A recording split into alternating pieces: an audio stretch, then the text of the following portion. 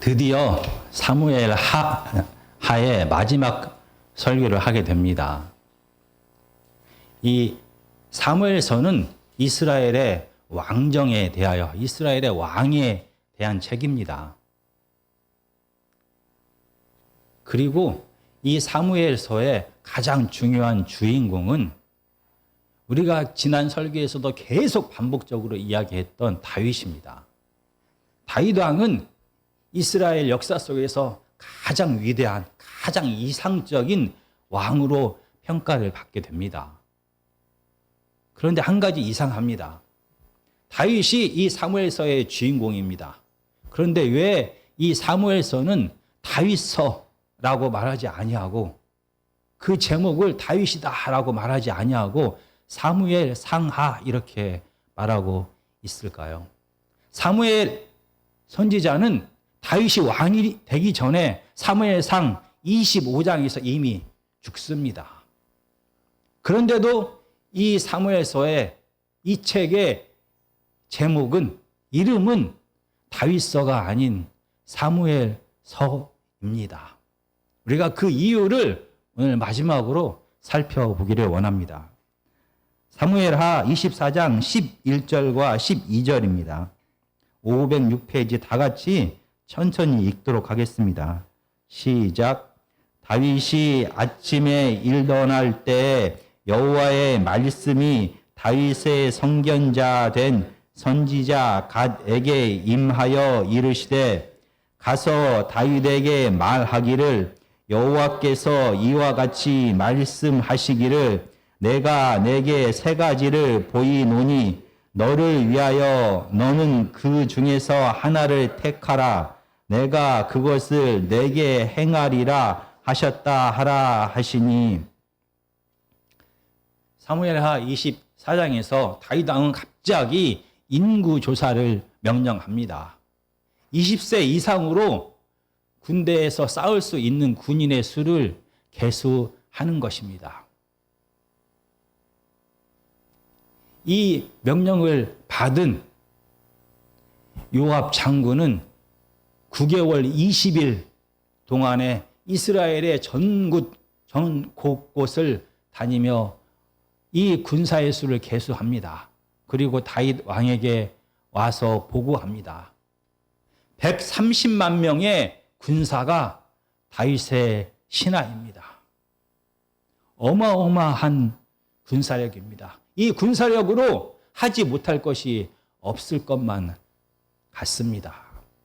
하나님의 마음에 합한 다윗조차도 점점 나라가 부강해지자 이 눈에 보이는 군사력의 마음을 뺏기기 시작합니다. 다윗 왕이 이 인구조사를 명령했을 때 당시에 다윗의 통치 아래서 이스라엘은 평화와 부귀를 누리고 있었습니다. 하나님께서 아브라함에게 약속하신 그 약속이 이 다윗의 통치 시기에 거의 실현되었습니다. 막강한 군사력에 다윗의 마음이 빼앗겼다라는 것을 알 수 있습니다. 이 군사의 수를 세면서 눈에 보이지 않는 하나님이 아니라 눈에 보이는 군사력을 의지하게 되는 것입니다. 결국 이 모든 군사력을 통제하는 다윗 자신이 바로 이스라엘의 왕이다라는 것을 드러낸 사건입니다. 그런데 이 다윗의 인구 조사는 사실은 하나님께서 이스라엘 백성을 심판하기 위하여 다윗을 사용하신 것입니다. 24장 1절은 이렇게 말합니다. 여호와께서 다시 이스라엘을 향하여 진노하사 그들을 치시려고 다윗을 격동시키사 가서 이스라엘과 유다의 인구를 조사하라 하신지라. 하나님께서 다윗을 격동시키셨습니다. 하나님께서 다윗을 유혹하고 충동하고 꼬셨습니다. 그래서 다윗으로 하여금 이 인구 조사를 하게 했습니다. 그러나 우리는 잘 알고 있습니다. 애굽 왕 바로의 마음을 강팍하게 하셨지만 결국 바로가 스스로 교만하여 스스로의 결정으로 하나님의 뜻을 거역했습니다. 마찬가지입니다. 하나님께서 충동하고 오셨지만 다윗은 스스로 교만해져서 스스로의 결정으로 인구 조사를 하게 된 것입니다. 하나님께서 이스라엘 백성을 치시기를 원했습니다. 이스라엘의 죄가 무엇인지 본문은 자세하게 이야기하고 있지 않습니다. 그러나 아마 다윗과 똑같은 죄를 지었을 가능성이 큽니다. 이스라엘 백성들은 더 이상 보이지 아니하는 하나님이 아니라 눈에 보이는, 손에 잡히는 왕을 원했습니다. 그토록 원했던 이 왕이 다스리는 시대가 되었습니다. 그리고 그들은 그 당시에 평화를 누리게 되었습니다. 아무도 이스라엘을 함부로 할 수가 없었습니다. 그들이 누리는 이 부귀와 평화는 그들 생각에, 이스라엘 백성들의 생각에 이 130만 명이나 되는 막강한 군사력 때문인 것 같습니다. 그들에게 평화를 가져다 주는, 그들에게 부유함을 가져다 주는 이 군사력이 너무나 자랑스럽습니다. 그리고 이 군사력을 자기 마음대로 통제하는 절대적인 권력을 가진 왕 다윗을 의지할 수밖에 없습니다. 눈에 보이지 않는 하나님이 없어도 됩니다. 이 눈에 보이는 막강한 군사력만 있으면 그들의 삶에는 아무런 문제가 없을 것만 같았습니다. 이렇게 눈에 보이는 군사력을 의지하고 자기의 군사력을 과시하던 다윗 왕에게 하나님께서는 선지자 갓을 보내게 됩니다. 그리고 세 가지 재앙 중에 하나를 선택하라라고 명령합니다. 세 가지 재앙은 7년간의 기근, 그리고 전쟁에서의 패배, 그리고 전염병입니다. 아무리 130만 명의 군사력을 가지고 있어도 7년간의 기근으로 인한 경제적인 손실을 메울 수가 없습니다. 아무리 130만 명의 군사력을 가지고 있어도 모든 전쟁에서 승리할 수는 없습니다. 아무리 130만 명의 무시할 수 없는 이 군사력이 있더라도 이 전염병을 막을 수는 없게 됩니다. 다윗은 세 번째 전염병을 선택하게 됩니다. 그리고 오늘 본문 24장 15절에 보면 하루 만에 이 전염병으로 이스라엘의 백성이 7만 명이나 죽게 되는 것입니다. 이스라엘이 그토록 의지하고 자랑스럽게 여겼던 이 막강한 군사력이 그들에게 아무런 도움이 되지 못했습니다. 그들이 의지하고 믿고 따르는 다윗 왕이 이 전염병 앞에서 아무것도 할 수가 없었습니다. 사무엘서의 마지막은 다시 한번 이스라엘 백성들에게, 독자들에게 누가 이스라엘의 진짜 왕인지를 묻고 있는 것입니다. 막강한 군사력이 이스라엘의 왕입니까? 이 군사력을 통제하고 있는 다윗 왕이 이스라엘의 왕입니까? 아니면 보이지 않는 하나님께서 이스라엘의 진짜 왕이 되시는 것입니까? 이 질문에 오늘 본문은 분명히 답을 합니다. 눈에 보이지 않는 하나님께서 진짜 왕이다라고 말합니다. 이러한 배경 속에서 오늘 본문에서 중요한 한 사람이 나오게 됩니다. 바로 선지자 갓입니다. 하나님께서는 다윗과 이스라엘 백성들을 심판하실 때에도 직접 다윗에게 말하지 아니하고 하나님의 대리인인 선지자 갓을 다윗에게 보냅니다. 하나님께서는 이스라엘을 구원하실 때에도, 하나님께서 이스라엘 백성들의 죄와 다윗의 죄를 용서하시고 그들을 구원하실 때에도 선지자 갓을 다윗 왕에게 보냅니다. 이렇게 하나님을 대신하여 하나님의 뜻을 전하는 자가 바로 선지자라고 할 수가 있습니다. 선견자, 예언자도 같은 선지자의 역할을 하고 있습니다.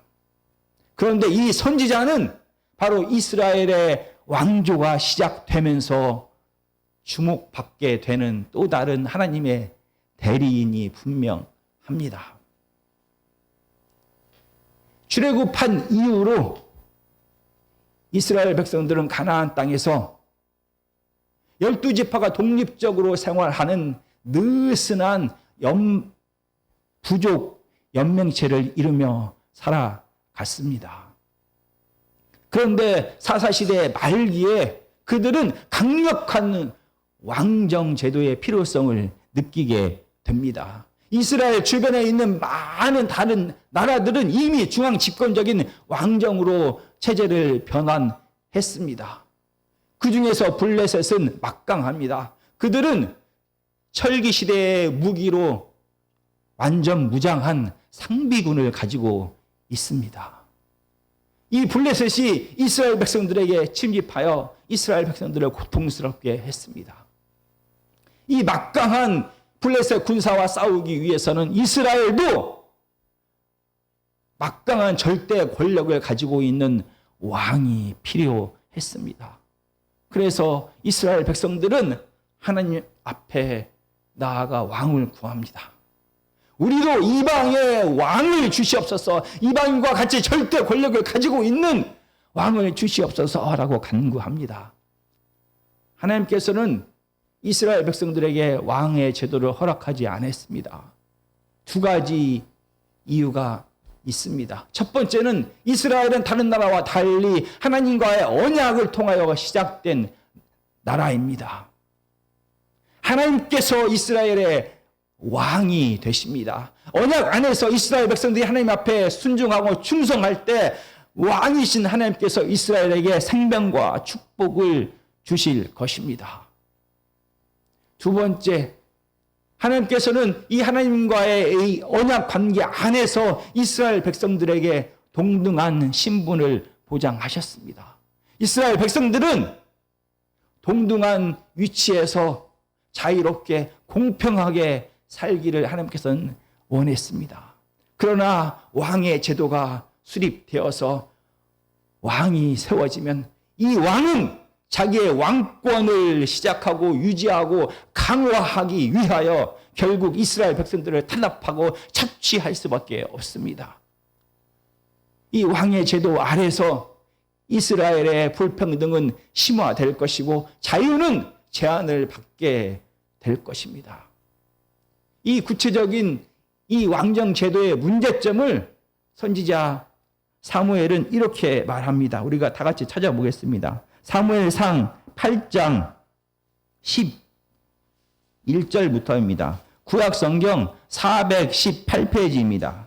사무엘상 8장 10절부터 17절까지입니다. 이 10절부터 17절까지는 왕의 제도의 문제점을 이야기하면서 왕은 빼앗는 자, 착취하는 자다라는 표현을 합니다. 무려 같은 동사를 5번이나 사용하면서 왕이 어떤 자인지를 기록합니다. 11절을 보면 이렇게 기록하고 있습니다. 너희를 다스릴 왕의 제도는 이러하니라. 그가 너희 아들들을 데려다가 아들들을 빼앗을 것이다 라고 말합니다. 다시 뒤로 가서 13절입니다. 그가 또 너희의 딸들을 데려다가 향료 만드는 자와 요리하는 자와 떡 굽는 자로 삼을 것이며 너희의 딸들도 빼앗아 갈 것이다 라고 말합니다. 그리고 16절입니다. 그가 또 너희의 노비와 가장 아름다운 소년과 나귀들을 끌어다가 자기 일을 시킬 것이며 이스라엘 백성들의 가장 좋은 것들을 빼앗아 갈 것이다 라고 말합니다. 그래서 결국 17절은 이렇게 말합니다. 너희의 양떼의 10분의 1을 거두어 가리니 너희가 왕의 종이 될 것이다 라고 말합니다. 이스라엘 역시 왕의 제도가 시작되면 왕은 가장 좋은 것을 갖기 위하여 이스라엘 백성들로 하여금 그들이 가지고 있는 사람과 재물과 모든 좋은 것들을 빼앗아 갈 것이다 라고 말합니다. 이렇게 왕의 제도의 문제점을 이스라엘 백성들에게 이야기했습니다. 그러나 이스라엘 백성들은 그럼에도 불구하고 우리에게 왕을 주시옵소서, 우리가 종이 되더라도 우리에게 왕을 주시옵소서라고 간구합니다. 아담과 하와에게 자유를 주신 하나님께서 이스라엘 백성들에게도 다시 한번 자유를 주십니다. 그들이 원하는 것을 허락하십니다.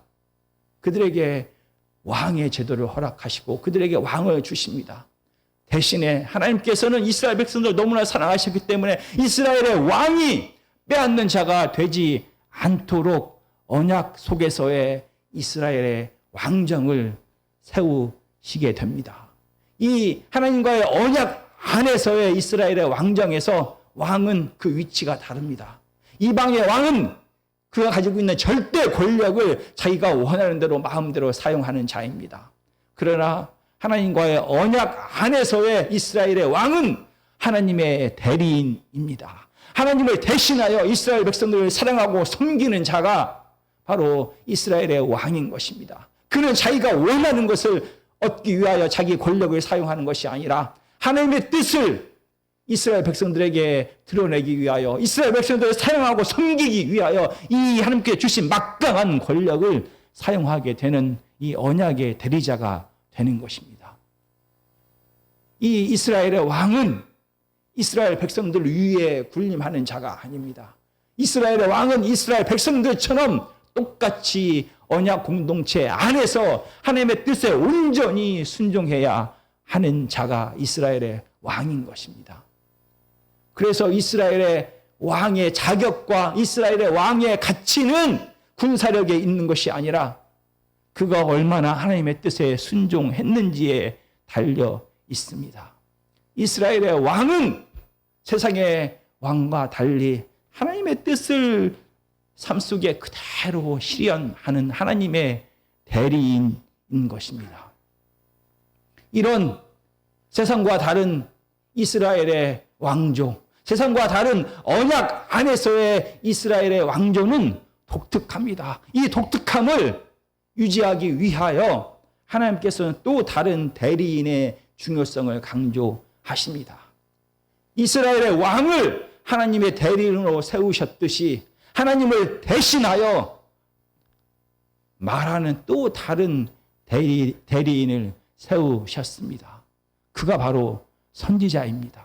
이 선지자는 이스라엘의 왕조가 시작되면서 그 역할의 중요성이 커지게 되는 것입니다. 선지자는 하나님 대신 이스라엘의 왕을 임명합니다. 선지자는 하나님 대신 이스라엘의 왕을 폐위합니다. 선지자는 하나님 대신 이스라엘의 왕을 견제합니다. 통제합니다. 선지자는 하나님 대신 이스라엘의 왕에게 협조합니다. 사무엘서에서 우리가 자세히 보았습니다. 사무엘이 사울을 하나님 대신 세워 그에게 기름 부어 왕으로 세웁니다.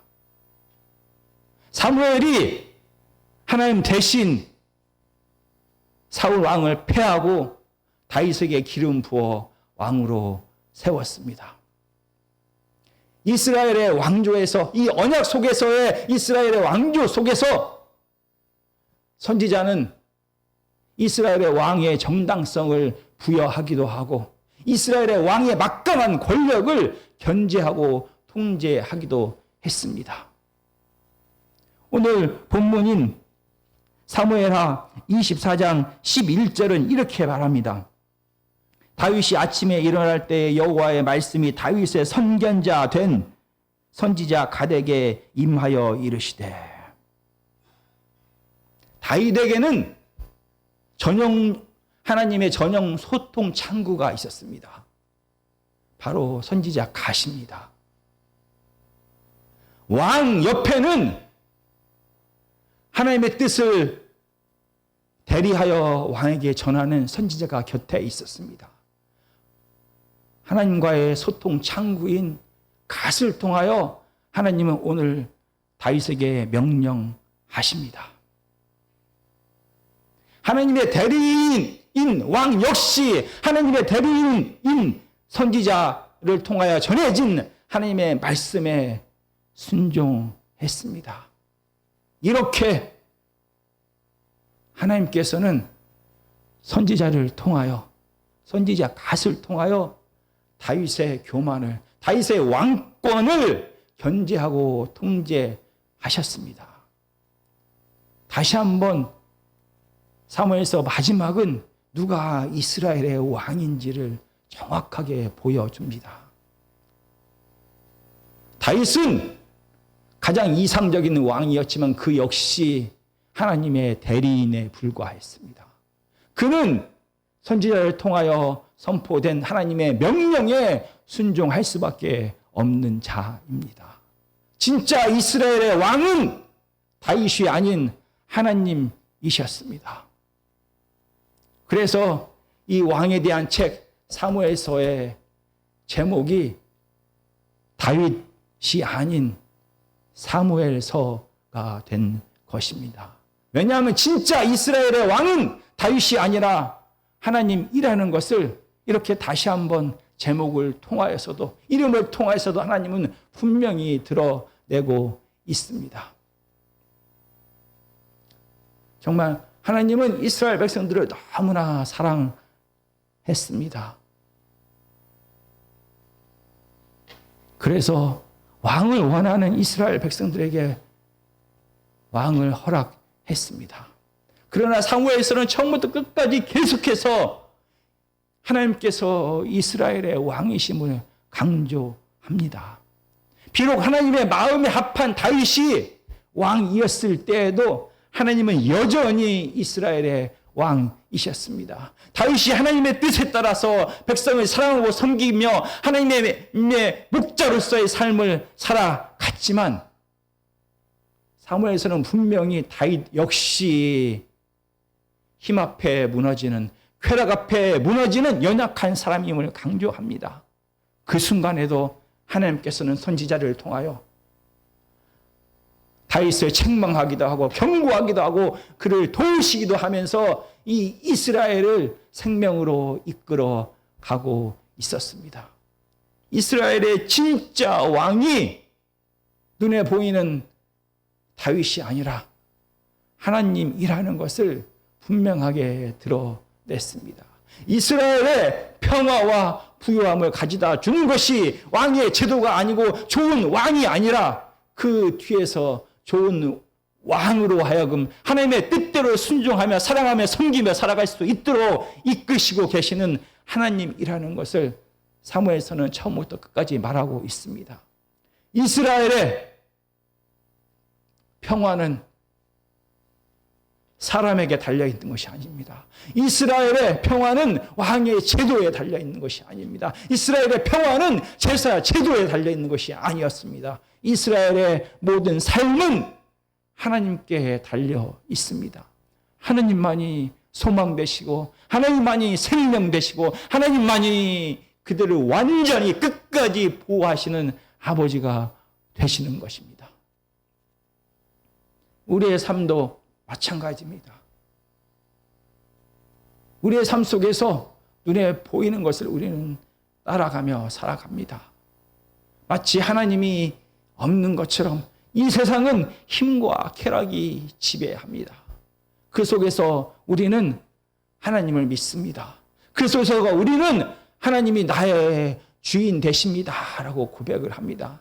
하나님이여 나의 주님 되십니다 라는 고백은 내가 힘과 쾌락이 지배하는 세상을 살아가지만 내 뜻대로 내 욕심대로 세상의 질서와 가치대로 살아가지 않겠습니다 라는 고백인 것입니다. 주님이라는 그 말은 내가 비록 세상 속에 살아가지만 하나님의 뜻대로 사랑하며 살아가겠습니다. 내가 하나님의 뜻대로 순종하며 살아가겠습니다 라는 고백이 되는 것입니다. 주님이라는 그 말은 내게 비록 하나님께서 주신 이 눈에 보이는 막강한 힘으로 나와 내 가족만을 위해서 살지 않겠습니다 라는 고백인 것입니다. 내가 이 막강한 힘으로 내 이웃을 무시하거나 제압하지 않겠습니다 라는 고백이 되는 것입니다. 내가 눈에 보이는 이 막강한 힘을 의지하고 그 힘에 순종하면서 힘의 노예로 살아가지 않겠습니다 라는 고백이 되는 것입니다. 내가 힘들고 어려워도 하나님의 뜻대로 사랑하며 순종하며 이해하며 용서하며 나누며 살아가겠습니다 라는 고백이 되는 것입니다. 내가 세상을 살아갈 때 눈에 보이는 것이 없을지라도 마치 종처럼 두려워 떨면서 세상에 살지 않겠습니다 라는 고백이 되는 것입니다. 하나님이 내 아버지 되시고 하나님이 나의 하나님 되시고 하나님이 나의 주인 되시기 때문에 하나님께서 나를 보호하시고 입히시고 가장 선한 길로 인도할 것을 믿기에 두려움 속에서도 세상 속에서도 눈에 보이는 힘이 없어 보일 때라도 하나님이 침묵한 것 같을 때에도 인내하며 기뻐하며 감사하며 평안하게 이 길을 이 하나님께서 맡기신 이 길을 걸어가겠습니다 라는 고백이 되는 것입니다. 하나님의 마음에 합한 다윗조차 힘 앞에 무너졌습니다. 하나님의 마음에 합한 가장 이상적인 다윗조차 쾌락 앞에 힘없이 무너졌습니다. 그래서 다윗에게는 하나님과의 소통의 창구가 필요했습니다. 하나님의 음성을 계속 듣는 전용 하나님의 창구가 필요했습니다. 우리에게도 마찬가지입니다.